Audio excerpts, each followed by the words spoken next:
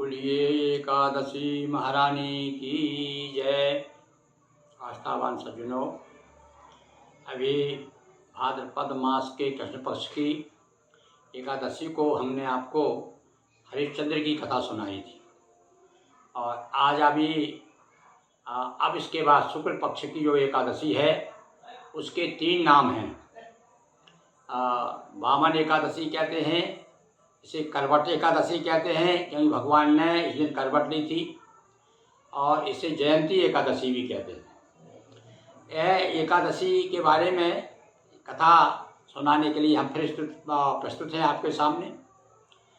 भगवान सुनिए, अपने हाथ में चावल और फूल ले लीजिए।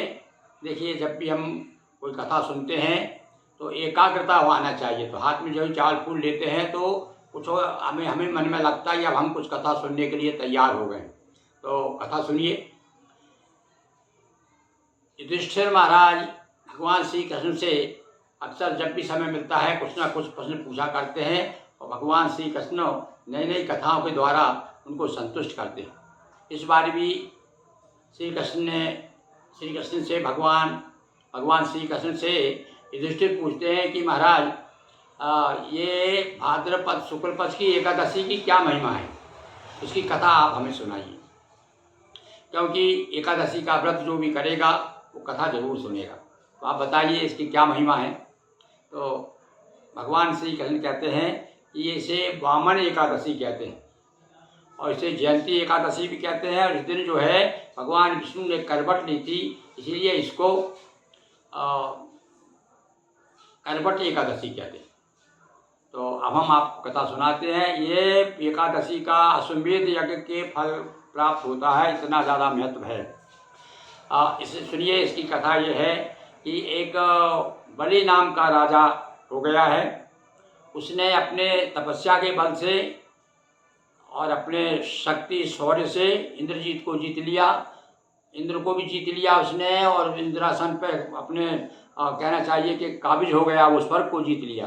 तब सारे देवता मिल करके भगवान विष्णु के पास में गए और जाकर के प्रार्थना करते हैं कि प्रभु, ये बलि ने, राक्षस असुर ने हमारा साम्राज्य छीन लिया है, आप कृपा कीजिए कुछ। तो जब विनय सुनी भगवान विष्णु ने, तो भगवान विष्णु उनका भगवान का 24वें अवतार में 5वां अवतार माना जाता है। तो भगवान वामन बन करके 52 अंगुल के बन करके गए।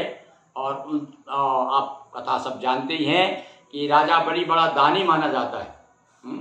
उसके बराबर उस समय कोई दानी भी नहीं था। जितना ज़्यादा बलवान था, शक्तिवान था, उतना ही दानी भी था।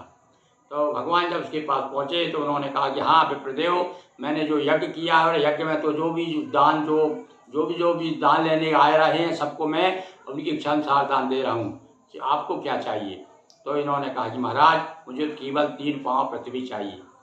वो हंसे बहुत, राजा बलि हंसने लगे कि अरे ये भी कोई मांग हुई महाराज। आपकी कृपा से, आप सब ब्राह्मणों की कृपा से मेरे यहाँ किसी बात की कमी नहीं है, आप जो चाहे सो मांगिए। 3 पाँव में क्या रखा है। किंतु नहीं, बोले मुझे तो केवल भजन करना है बैठ करके। भगवान विष्णु ने जो वामन बन के आए थे, कहने लगे मुझे 3 पाँव धरती चाहिए।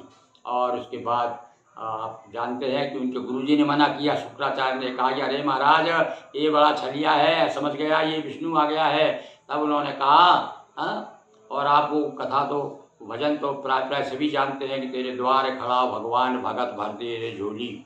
और ऐसी झोली भरी कि आप सब जानते हैं कि भगवान ने फिर और धीरे धीरे अपना भैया पाँव बढ़ाया, संकल्प दे दिया उन्होंने, ठीक है महाराज, मैं आपको 3 पाँव धरती दूंगा। तो 1 पाँव इतना तो आकाश, और एक पाँव आकाश तक, और एक पूरी पृथ्वी। और बोले अब तीसरा पाँव कहाँ रखूँ।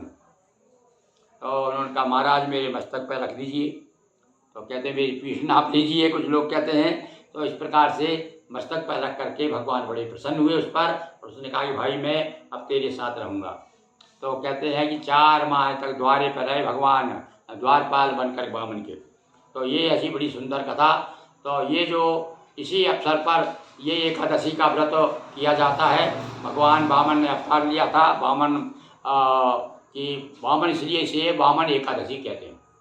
तो भगवान श्री कृष्ण ने कहा युधिष्ठिर, यह व्रत जो एकादशी का व्रत करता है भगवान वामन की, भगवान विष्णु की उसके ऊपर परम कृपा होती है। और इसी अवसर पर, इसी दिवस पर, एकादशी पर ही भगवान जो है क्षीर सागर में सोते हैं। तो कहते हैं आज के दिन उन्होंने करवट ली थी, इसलिए इसे करवट एकादशी भी कहते हैं। तो ऐसी भैया आज हमने बड़ी संक्षिप्त में, क्योंकि आपके पास ज़्यादा समय नहीं है, और यही बात है जो पोथी में लिखी है उसे हमने सारांश में आपको प्रस्तुत की। बोलिए वामन भगवान की जय। आज के दिन वामन भगवान का पूजन करना चाहिए, और निश्चित रूप से आपको ये कथा बहुत पसंद आई होगी वामन एकादशी की। तो आप जो है अपना शेयर कीजिए। पहली बार आप यदि देख रहे हैं तो सब्सक्राइब जरूर कीजिए, ताकि हम समय समय पर देखिए। अभी अभी हमारे सामने पितृपक्ष आने वाला है, हमने उसके लिए भी बहुत अच्छे अच्छे वीडियो बनाए हैं, और इतने सरल ढंग से आपको समझाया हमने कैसे घर बैठे बिना पंडित के, क्योंकि हर समय तो पंडित मिलते नहीं हैं।